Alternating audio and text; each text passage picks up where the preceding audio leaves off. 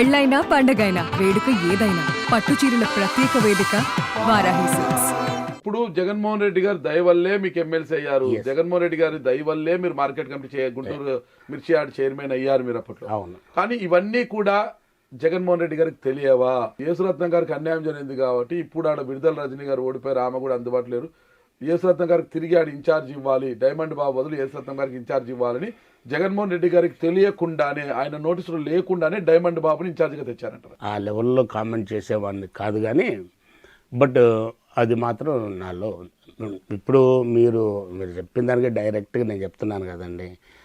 ఇదేమో నా వ్యక్తిగతంగా నాకు లాస్ జరిగింది, నాకు ఫ్యూచర్ లేదేమో అనే ఒక భయం, అభద్రత ఉంది. రెండోది, రీసెంట్గా జరిగిన సోషల్ మీడియాలో వచ్చే వాటిల్లో నేను ఓపెన్గా చెప్తున్నాను, నేను ఈరోజు కూడా ఎన్టీఆర్ నా దైవం. నేను ఆల్రెడీ మీ ఇంటర్వ్యూలో కూడా ఆల్రెడీ చెప్పాను, ఎన్టీఆర్ నా దైవం. పెళ్ళి కాకముందు ఆయన దగ్గర సెక్యూరిటీ అసలు పోయా. ఆయన సినిమాలు 20 సార్లు చూసే దగ్గర నుంచి డైరెక్ట్గా 24 గంటలు ఆయనకు రక్షణగా ఉండే స్థానం నాకు భగవంతుడు కల్పించాడు. 5 సంవత్సరాలు పైన ఆయన దగ్గర చేశాను. చేసిన టైంలో నాకు పెళ్ళయింది. నేను ఆయన దగ్గర ఉన్న డిసిప్లిన్, ఫైనాన్షియల్ డిసిప్లిన్ కానీ, హార్డ్ వర్కింగ్ కానీ, ఎదుటి మనిషిని గౌరవించడం కానీ, ఎన్నో విషయాలు ఆయన దగ్గర నేర్చుకుని ఉన్నాను.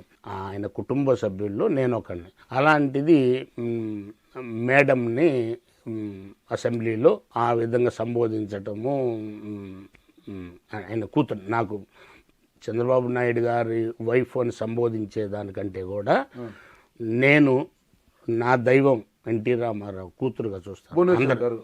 అందరూ వాళ్ళ ఇంట్లో నేను ఒక పిల్లగాళ్ళలాగా, 23 ఏటంటే వాళ్ళ పిల్లల్లో ఒక పిల్లగాళ్ళలాగా ఉన్నాను.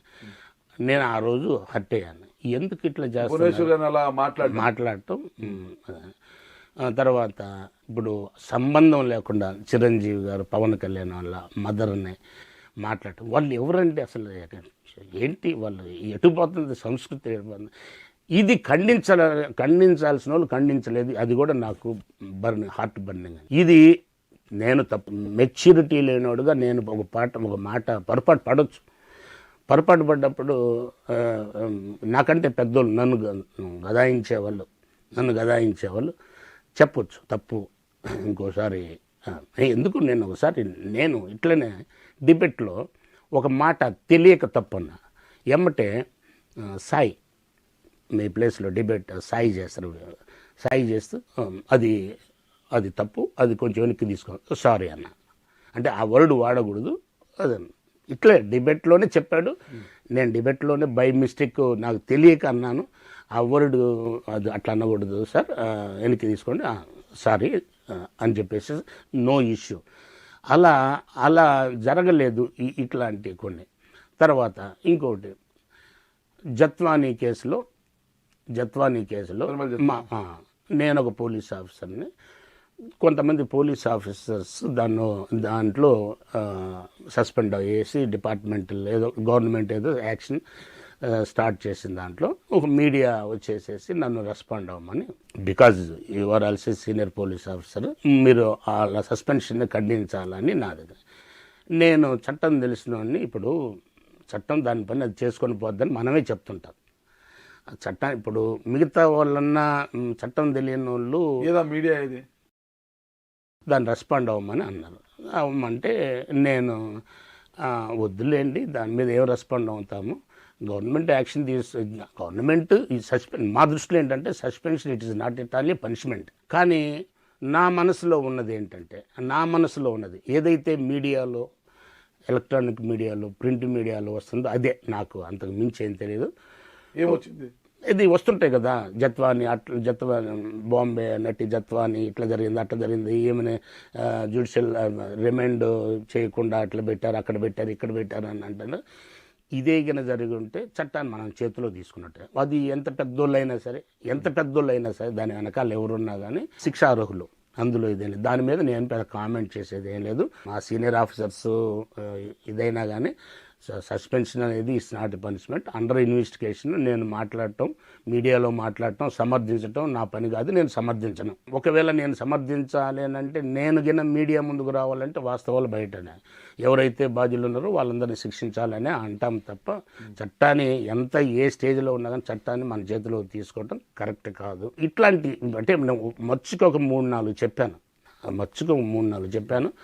నేనేంటంటే నాకు భగవంతుడు ఇచ్చిన అవకాశం సాధ్యమైనంత వరకు తప్పు చేయకుండా వెళ్ళాలి. ఇప్పుడు ప్రజాసేవ చేయటం అనేది అది భగవంతుడు ఎప్పుడు రాతల్లో రాసి పెట్టుంటేనే వచ్చినంత సాధ్యమైనంత వరకు మనం మంచి చేయాలి సొసైటీకి. ఇప్పుడు సపోజ్ నేను గన ఒక బ్యాడ్ థింగ్ని సపోర్ట్ చేస్తే నేను బ్యాడ్ అయిపోతాను. అందుకని నేను చేయటం ఇష్టం లేదు. చాలామంది అన్నారు మీరు ఎందుకు రెస్పాండ్ అవ్వరని. ఈవెన్ కౌన్సిల్లో కూడా మొన్న జరిగిన కౌన్సిల్లో కూడా ఈ సోషల్ మీడియా దాని మీద వాళ్ళంతా చైర్మన్ పోడియం చుట్టుముట్టినప్పుడు నేను నా సీట్లో గురించి కదలలేదు. మొత్తం మీద సైలెంట్ అయిపోయారు, పార్టీ కార్యక్రమాలు లేరు. మరి సైలెంట్ కాకుండా టీడీపీలోకి వెళ్ళడానికి ఎందుకు మంతనాలు జరుపుతున్నారు? మోపిదేవి వెంకటరమణ గారితో మీరు మంతనాలు జరిపిన మాట వాస్తవమా కాదా?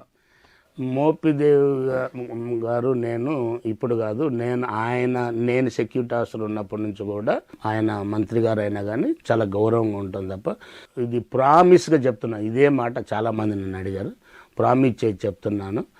మోపిదేవి గారి వెంకటరమణ గారితో పాటు నేను తెలుగుదేశంలో పోవాలా రావాలా మంతనాలని అయితే జరగలేదు. ఇది ప్రామిస్ చేసి చెప్తున్నాను. ఒకవేళ జరిగితే జరిగిందని చెప్పడానికి నాకు వేరే సైడ్ నుంచి మంత్రాలు జరిపే వాళ్ళు ఉన్నారు, అది వేరే విషయం. కానీ మోపిదేవి వేరే మీడియా కూడా కృష్ణ గారు కూడా అడిగారు అసెంబ్లీలో కనపడ్డారు, ఏం సార్ మీరు మోపిదేవి గారితో కలిసేసి.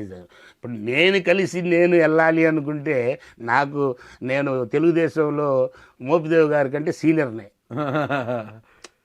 2009లోనే నేను అక్కడి నుంచి ఇన్విటేషన్ అందుకున్నాను. నేను ఆ రోజున రిజైన్ చేసి నాకు 11 ఏళ్ళ సర్వీసులు ఉందని నేను కొంత చేశాను. కానీ లేకపోతే 2009లో నర్సాపేట ఎంపీనో లేకపోతే ఎక్కడో ఒక్కడ నేను నిలబడే రాజకీయాల్లోకి వచ్చాను. ఎంపీ శ్రీకృష్ణ దేవరాయలు గారు గుంటూరు పార్లమెంట్ నుంచి అందిన కాడికి ఎవరైతే ఎమ్మెల్సీలు ఉన్నారో వాళ్ళని పార్టీలకు తీసుకువచ్చి మండలిలో వైసీపీ బలం తగ్గించడానికి ప్రయత్నిస్తున్నారు. అందులో మర్రి రాజశేఖర రెడ్డి గారితో మంత్రాలు జరుపుతున్నారు. మీతో అదే మోపిదేవి వెంకటరమణ గారిని మధ్యలో పెట్టి మీతో మంత్రాలు జరుపుతున్నారు ప్రచారం. నేను చెప్పా, మోపిదేవి వెంకటరమణ గారు నన్ను తెలుగుదేశంలో తీసుకెళ్ళటానికి ఆయనకంటే నేనే సీరియస్ అవ్వను. మేబీ ఆయనకంటే తెలుగుదేశంలో నాకు ఎక్కువ కాంటాక్ట్స్ ఉన్నాయి. సుమన్ టీవీలో మీ పర్సనల్ అండ్ బిజినెస్ ప్రమోషన్స్ కోసం కింది నెంబర్కి కాంటాక్ట్ చేయండి.